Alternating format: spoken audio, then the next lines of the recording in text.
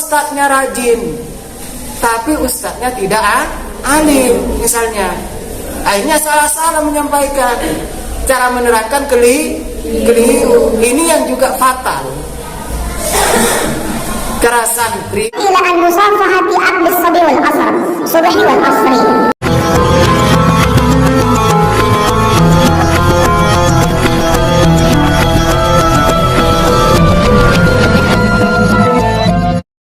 Bismillahirrahmanirrahim.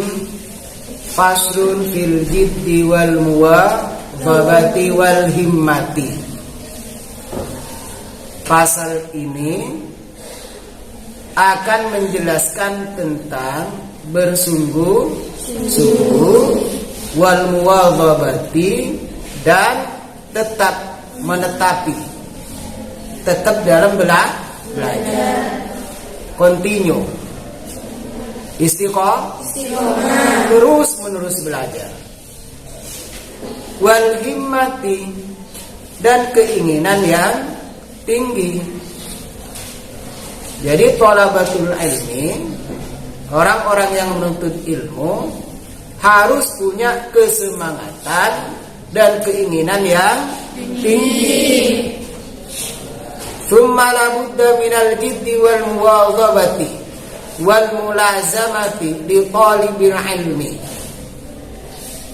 Kemudian wajib, tidak boleh tidak, bagi orang yang menuntut ilmu untuk bersungguh-sungguh, konsisten di dalam belajar, terus belajar. Wal mulazamati, ya tetap belajar, tekun belajar. Ini diantara orang yang menuntut ilmu. Kita harus ada keinginan, harus bersungguh-sungguh. Ada keinginan, cita-cita, tapi tidak bersungguh-sungguh, maka dia tidak akan berhasil. Ada keinginan, cita-cita yang tinggi, harus sungguh-sungguh, terus belajar. Ada kesemangat, insya Allah berhasil. Betapa banyak orang yang ditokohkan, dianggap ustaz, bahkan sudah berceramah, berdakwah, tetapi banyak kesalahan. Kenapa? Namanya santri, dipercaya oleh umat ke santri itu diharapkan sebagai pengganti dari ulama. Ternyata tidak siap. Pada waktu mondok tidak siap, tidak semangat belajar.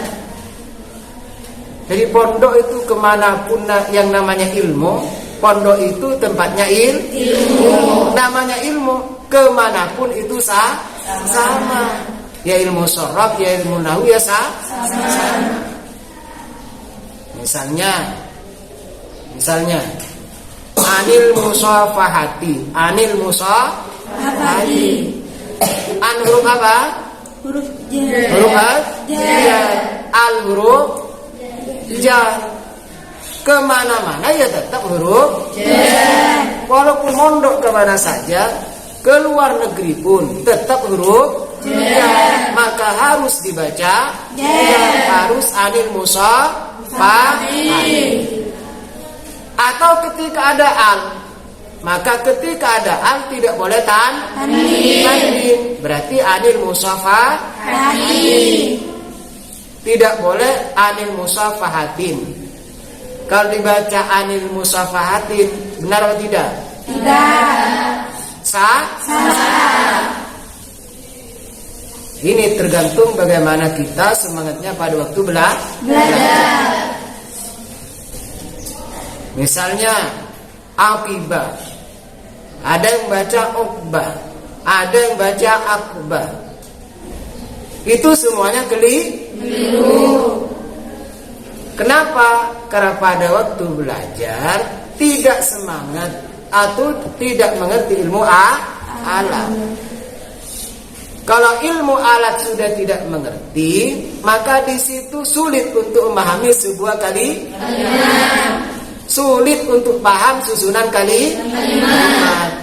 Makanya kalian diwanti-wanti harus semangat. Alfiyah harus mengerti. Sorok harus mengerti. Akhirnya tidak sembarangan di dalam memberikan pemahaman pada susunan kalimat, terutama pada Al-Qur'an. Calon ulama siapa? Santri. Wa ilai al-isyaratu fil Qur'ani biqoulihi ta'ala. Dan dengan demikian ada sebuah isyarah di dalam Al-Qur'an dengan firman Allah Subhanahu wa ta'ala berfirman, surat apa? Al-Ankabut ayat 69. Walladzina jahadu fina. Adapun orang-orang banyak yang bersungguh-sungguh di dalam jalanku. Menuntut ilmu adalah jalan menuju Allah. Karena jalan menuju akhir. Karena menuntut ilmu ada pahala yang diberikan oleh Allah yang sangat besar. Kalau bersungguh-sungguh di dalam menuju jalan Allah, di dalam mencari ilmu, lanahdiyannahum subulana. Allah berjanji lanahdiyannahum subulana. Tentu atau niscaya aku akan memberikan hidayah kepada mereka untuk menuju jalanku. Artinya dipermudah oleh Allah dengan keinginan yang tinggi, semangat bersungguh-sungguh, tekun belajar, benar-benar ingin mengerti. Allah akan memberikan jalan. Asalkan jangan putus semangat terus. Sebagaimana Ibnu Hajar melihat batu yang selalu mendapat tetesan air, terkena tetesan air, Ibnu Hajar berpikir, sekeras-keras batu terkena tetesan air juga berlubang. Ibnu Hajar berpikir, ini batu yang keras, masa hati saya lebih keras daripada batu. Artinya kalau terus belajar, tekun belajar, maka sekeras-keras hati di situ akan mengerti. Karena ada hidayah dari Allah. Siapa yang berjanji? Allah. Ikhlas karena Allah dengan niatan tulus untuk mengerti ilmu agama dan tujuannya untuk beribadah, mencari ridha Allah. Wa qoulihi ta'ala ya khudil kitaba biquwwatin. Dan Allah Subhanahu wa taala berfirman, wahai Yahya, ambillah kitab dengan sungguh-sungguh. Artinya pelajari dengan sungguh-sungguh, renungi dengan sungguh-sungguh. Merupakan motivasi kepada kita. Kita bukan hanya sekedar membaca. Ada kitab, ada hadis, ada Al-Quran, bukan sekedar dibaca, tapi direnungi. Mengerti apa tidak? Paham apa tidak? Bacaannya benar apa tidak? Kalau benar cara membacanya, maka tentu lebih dekat kebenarannya di dalam memahami. Kalau sudah salah, berarti terus salah. Muradnya juga salah, pengertiannya akan salah. Kalau sudah salah bacaan itu sangat berbahaya. Maka di bab ini dituntut harus bersungguh-sungguh.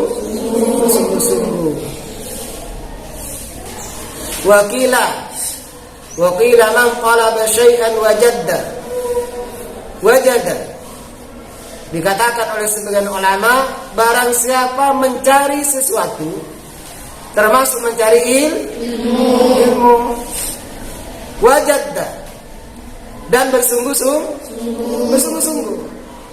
Bagaimana cara bersungguh-sungguh? Pada waktu menuntut ilmu, ya terus belajar, terus tekun belajar dengan punya keinginan yang tinggi, itu namanya sungguh-sungguh. Bagaimana kalau ada seseorang mencari sesuatu dengan sungguh-sungguh, wajada, maka dia akan maka dia akan mendapatkan cita-citanya, akan dapat diraih. Makanya harus sungguh-sungguh. Wa man qara'al baba, dan barang siapa mengetuk pintu, walajja, dan bersungguh-sungguh, diketuk terus diketuk. Nah, akhirnya bagaimana? Walajja, maka dia akan masuk dengan sungguh-sungguh. Satu kali tidak bisa terus diketuk. Artinya, ibaratkan ke hati kita, ketika kita bersungguh-sungguh, hati kita diketuk, artinya dengan belajar. Tidak paham satu kali, maka diulang lagi, terus diulang. Tidak paham, bertanya kepada temannya. Tetap tidak mengerti, bertanya kepada ustadznya. Insya Allah hatinya akan terbuka, hatinya akan mengerti. Wa qila bi qadri ma tatamanna tanalu ma tatamanna. Dikatakan oleh sebagian ulama, seseorang atau dengan ukuran usahanya engkau akan mendapatkan. Jadi sesuatu itu akan diperoleh sesuai dengan usahanya. Kadar usahanya di mana? Payahnya sampai di mana? Dirinya tidak mau payah, setelah subuh tidur, setelah zuhur tidur, setelah asar tidur lagi, maghrib tidak tidur, setelah maghrib biasa tidak tidur, setelah isya tidur lagi. Namanya menuntut ilmu tidak mau payah. Orang menuntut ilmu kala tarum ilma wa tatrukat, perangi kepayahan. Pagi ngantuk, malam ngantuk, akhirnya ngantuk terus. Perangi. Payah itu diperangi. Kadar ilmu yang kita dapat, maka sesuai dengan kadar kepayahan kita. Sampai di mana usaha kita, itu yang akan didapat.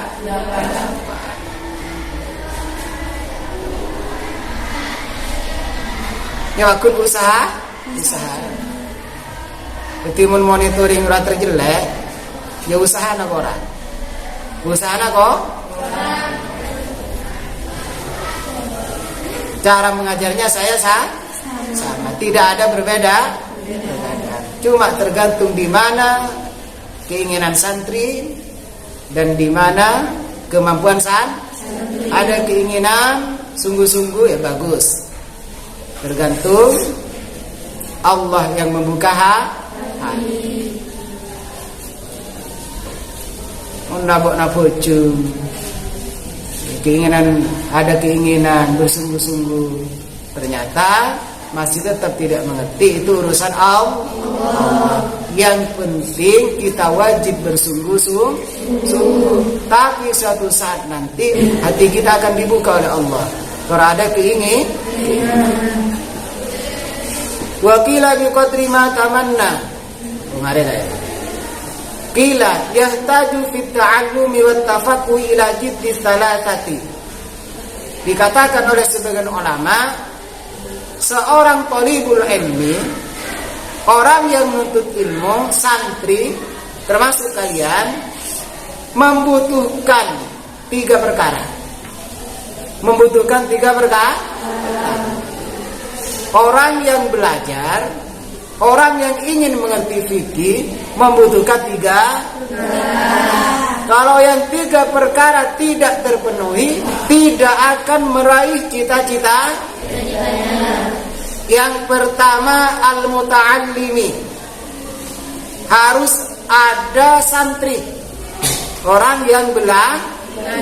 Muta'allim. Siapa muta'allim? Belajar. Artinya pelajar itu harus sungguh-sungguh. Ada ustadznya, bagus misalnya ustadznya, alim. Misalnya ulama terkenal sekalipun, tapi santrinya tidak sungguh-sungguh, ya tidak bisa. Kalau akibat dibaca obat pasti keliru. Kenapa? Karena santrinya tidak bersungguh-sungguh. Pada waktu nyantri tidak bersungguh-sungguh, akhirnya banyak kekeliru. Walaupun kita cuma di Indonesia misalnya, belajar di sini, tapi dengan bersungguh-sungguh, insya Allah mengerti. Baik cara membaca. Dan yang pertama muta'allim,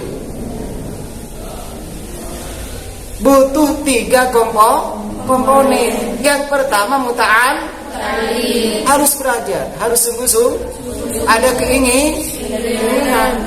Yang kedua wal ustadi, ustadznya harus bersungguh-sungguh. Tidak cukup seorang ustadz hanya bersungguh-sungguh, harus menguasai ilmu yang akan dipelajari. Kalau ustadznya salah, maka santrinya tidak menutup kemungkinan pasti juga salah. Ustadznya salah memutuskan hukum, maka santrinya juga akan lebih banyak keliru. Makanya ustadznya harus juga berkompeten. Ustadznya juga harus mengerti, harus alim. Santrinya rajin, keinginannya tinggi, ternyata ustadznya tidak rajin, tidak istiqomah mengajar, tidak tekun mengajar, ya juga tidak bisa. Atau ustadznya rajin, tapi ustadznya tidak alim misalnya, akhirnya salah-salah menyampaikan, cara menerangkan keliru. Ini yang juga fatal. Karena santri akan meneruskan apa yang disampaikan oleh gurunya. Santri itu semacam apa? Doktrinan. Jadi yang mendoktrin santri, yang membimbing, yang mengarahkan itu ustaz. Dan jika keliru ustaz itu karena kelalaiannya, dosanya akan berlipat-lipat.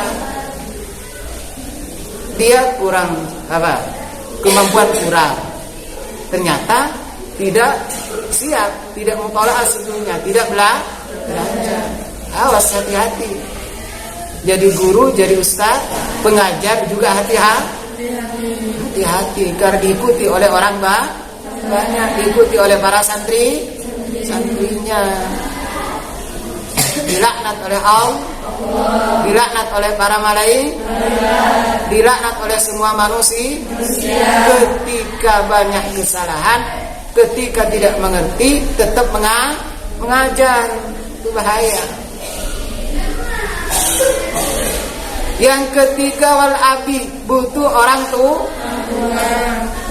Santri ada, muta'allim semangat, ustadznya semangat, ternyata orang tuanya tidak semangat.